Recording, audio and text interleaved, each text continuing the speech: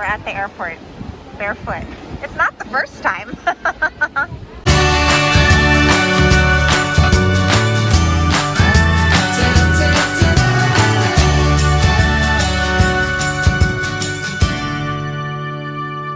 So everyone was asking how our trip was from Maui and about the airport experience and all of that. So what we ended up doing is we parked at the airport so that we wouldn't have to jump in an Uber or a taxi or ask a friend to take us. And we first checked out the line because at different times of day at the Maui airport, the line can be a gazillion miles long or it could be really short. And so that was how we determined whether we were going to check our bags or not, because we heard the check bag line was really, really long. And it was all right. It was kind of long, so we ended up picking the middle option, which was to go to the porter. So you pay the porter and then they check your bags for you. And that essentially helps you to skip the line. The other option was that we did pack everything into carry-ons. So we could have carried on our carry-on bags. Everything was under 3.4 ounces, and we had the car seat on one of our little rolly things so that we could roll it, and essentially it just becomes another carry-on, and then you gate check it. And so it was a lot easier to just go ahead and put everything into baggage claim. Granted, then when you get to your destination, which ours was Lihue on the island of Kauai, you have to wait for your bags, and that just takes a few more minutes. So we are TSA PreCheck. I would highly recommend TSA PreCheck. I highly recommended it before COVID, but now it just feels like a no-brainer. I think it's $85 and it lasts 5 years. Totally worth it. What are you doing?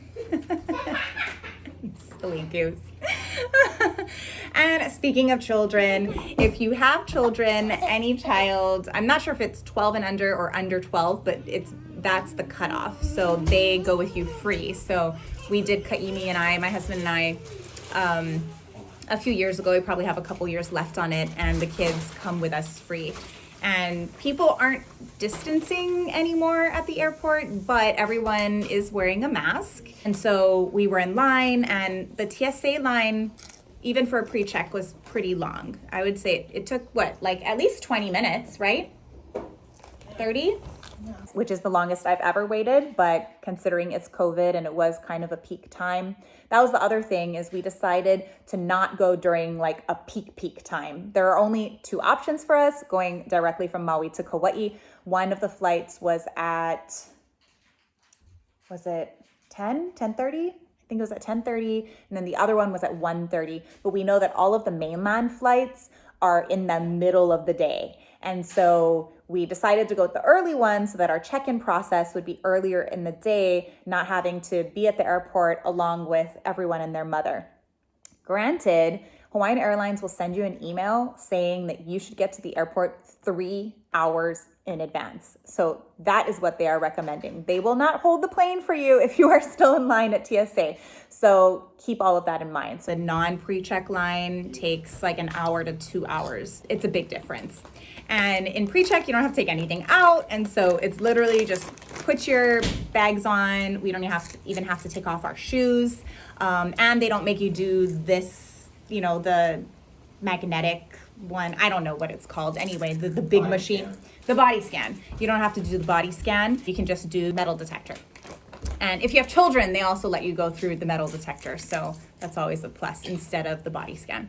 Grabbed our stuff, wiped our hands, which we used to do before COVID. It's totally not a COVID thing. It's a mommy is slightly OCD. And then we headed up to our gate.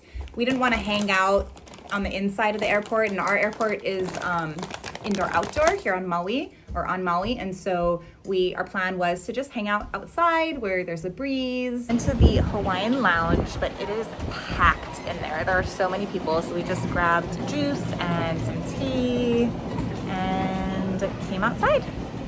Now we're just kind of hanging out, giving ourselves a little break from the masks and stuff. And we're gonna be boarding pretty soon. Ouch. We waited until basically the last second and went inside. We ended up double masking just on the airplane just to be safe. And we were... Double mask. Double mask. The front, yeah. So we tried to get as far up front as possible so we could get on last and get off first. And of course, as usual, again, not a purely COVID thing, wiped everything down, sat down. We got some juices and we just threw them in our bag to drink after we got off the airplane. I noticed that this guy in first class his mask had broken and he was holding it like this. So I ended up running up to him and giving him, we have like a whole bag of masks. So I gave him a mask and then we got off. The airplane ride was what, fun? Yeah, but I was very excited. And I sat with Jackson and he kept going, Mommy, look, what island is that? Are we on Kauai yet? I think that's Oahu. So that was cute. So that was our airport travel extravaganza.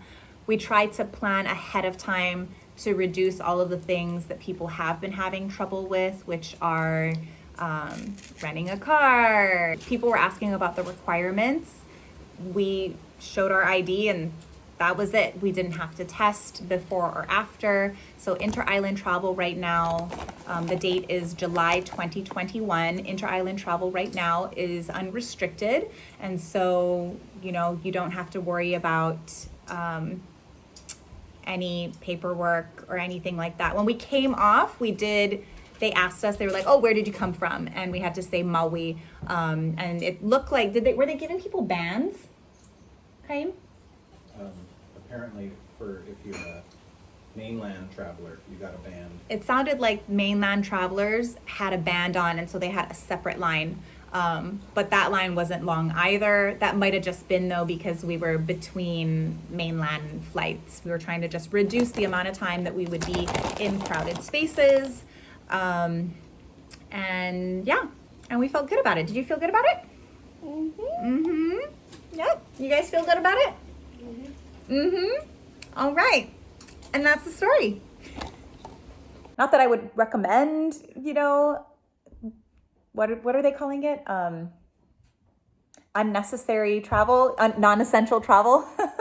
This was our one time that, we decided we wanted to have a little vacation, but if you're going to do it, or if you have to travel for work, these are all the things that we did to give us peace of mind and to help protect ourselves and others. The other question that I got was from @Vilea808, @TKD_mommy, and @Zoe Chesson, was about rental cars.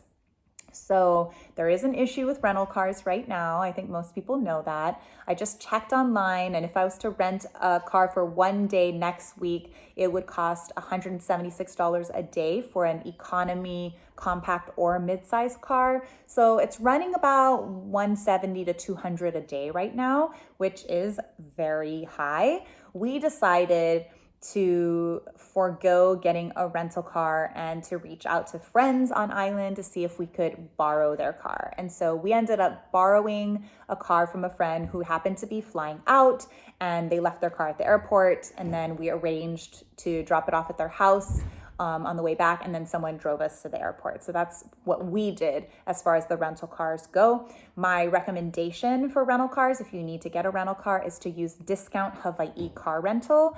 I've been using them for like a decade now, and they're always the cheapest price. And if they aren't the cheapest price, you can send them the rate from whoever their competitor is that has a cheaper price, and they will match it. And I've done that before, and they have matched it. So that would be my recommendation when it comes to rental cars. All right, so the last question that I had was about from @EvaEva11. What kinds of social distance activities did you do, and what and where did you eat? So on Kauai, that's where we went to visit. The social distance activities we did were kayaking. We would jump off the pier in Hanalei. We got a private boat cruise along the Napali coastline, and then we would just get in our car and go visit different places. And so we went to Koke'e, one day. That is an all day thing. I also have a YouTube video that I'm working on where I'm gonna go through day 1, day 2, day 3, and day 4 of what we did. And so if you're interested in those, make sure to subscribe and you'll see them pop up hopefully soon. I gotta edit them, but this is the first video in the series is about travel. When it came to food, we ate at Nourish, which is this tiny little, like, it looks like a little food truck, but it's just a tiny little food stand, if you will. And they make really yummy vegan type of food. They have salads and wraps and popsicles, and they had this really good soursop limeade, I think it was. So yummy. And you can call or text. They're on Instagram as well. They didn't respond to our text, and they say if you text, you got to call to make sure that they got it, or if you don't get a text back, like you have to follow up and make sure. And so we called and it didn't go through. So my husband ended up actually driving over and standing in line. The first time we went, I just stood in line to order. It probably took about 15 minutes to get to the front of the line, and then it took another 15 minutes or so to get food. That probably varies in time drastically based on how many people are up there. It has a beautiful view though. It overlooks all of Hanalei. So I would recommend Nourish Hawaii. The other place we went to eat at was Kokee Lodge. That's up at the top of the Kokee area when you go up to the Kalalau Lookout. And that was an interesting experience because it's completely indoor dining, which we haven't done. But you can wait in line. So we waited in line with our masks on, but of course everybody that's seated doesn't have a mask on. And I ordered my food. The line took probably about 10 to 15 minutes to get to the front, ordered our food. They give you a number, and then we just went and sat outside.